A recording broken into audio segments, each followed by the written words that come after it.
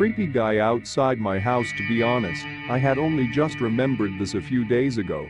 If I make any grammar mistakes or anything of that such, then I'm sorry. English is not my first language, so without any further ado, here we go. I grew up in a small town that was about 15 minutes outside of Paris. Yes, this story takes place in France. For personal reasons, I'm not gonna name the town, but in short, let's just say it's full of a bunch of elderly people who love to give blood donations. I was around 13 to 14 years old. Yes, I'm female, so 2012 to 2013, and I had recently dropped out of normal school due to severe bullying. Boy, do I have stories about that. Anyways, I began doing online school, which was much easier in the sense of less people picking fights with me. The daily routine me and my family would have would be my older sister leaving early in the morning to go to school, while my leaves the same time, but goes to the metro to go to work. My mom would stay home with me a few hours in the morning before going out and doing some work, which would leave me alone all day, except for my mom coming to get me so we could occasionally go out to lunch, until my sister, dad and mother come back. I did not really mind being on my own that much, except for my parents who were not too happy with me being on my own. At the time, I did not pay attention much to their worries or warnings about the growing dangers in our town and in France in general. When I look back at this now, I realize how weird and slightly creepy this was. I'm just going to tell you what was going on in my town, so like this, you could understand what I'm about to tell you. Since there were many elderly people, it was pretty easy for people to break in and rob them. I do not want to sound offensive, but there were these Eastern and Romanian old fat men who would come into different towns, including mine, and recruit teenagers to rob houses while they in return get money, drugs and so on.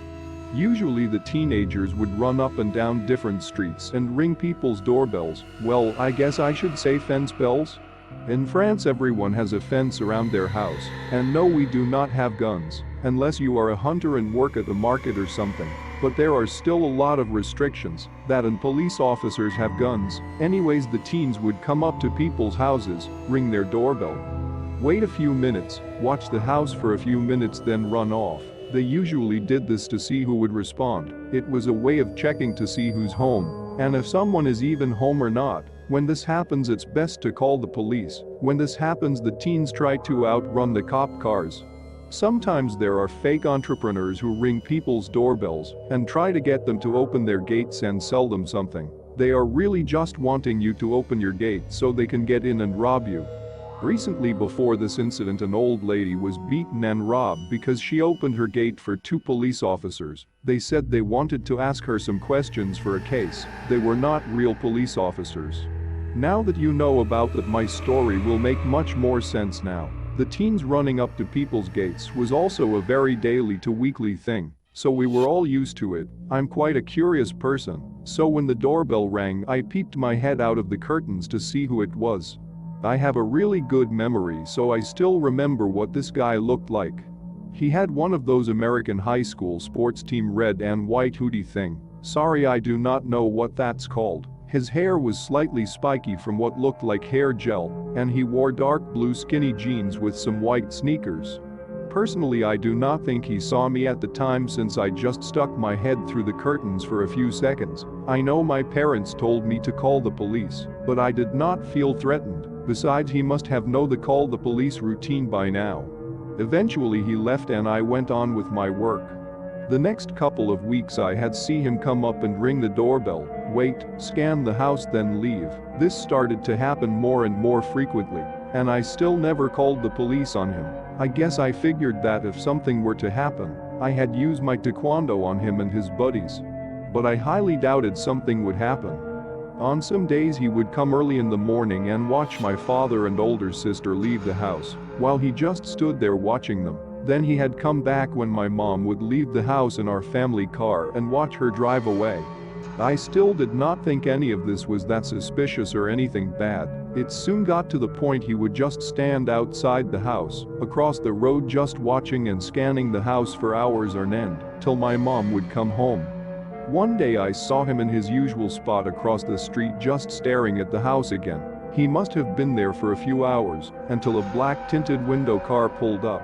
He got in, and the car sat there for a few minutes before driving away slowly. I thought this was odd but never mentioned it to my parents. Well done, younger me. A few days later I was doing my schoolwork when my mom told me she was going out to buy something. I just nodded at her and continued my work. This following part will be from what my mom told me. My mom had pulled the car out of the garage and was about to leave the house when she made eye contact with the teen. He had some kind of creepy grin on his face. My mom felt something was off and pulled back into the garage and closed the gate. She came upstairs and told me to come with her because she did not like the way this guy was just standing in front of the house and grinning like that. Personally, I did not want to get up and go anywhere, but my mom forced me to come with her. When we pulled out of the garage and were in the street, my mom closed the gate. I turned my head and made eye contact with the teen. He looked really pissed and angry about something. As we drove away, I turned my head to look back at him and saw he was turned towards us, watching me and my mom drive away. He stood there still looking pissed till we were out of sight. Once we were out of sight, my mom told me how creepy he looked and called the police to come to the house. Nothing ever came of this and our house was never robbed. Now that I come to think of this memory, it's much more creepier than I originally saw it as. Like if he was just checking out the house to see if it was possibly a good place to break into and rob. Why did he look so pissed when he saw me in the backseat of my mom's car? Thanks for watching. If you enjoyed the video, hit that like button to support my work. And as always, enjoy the fear, my dear.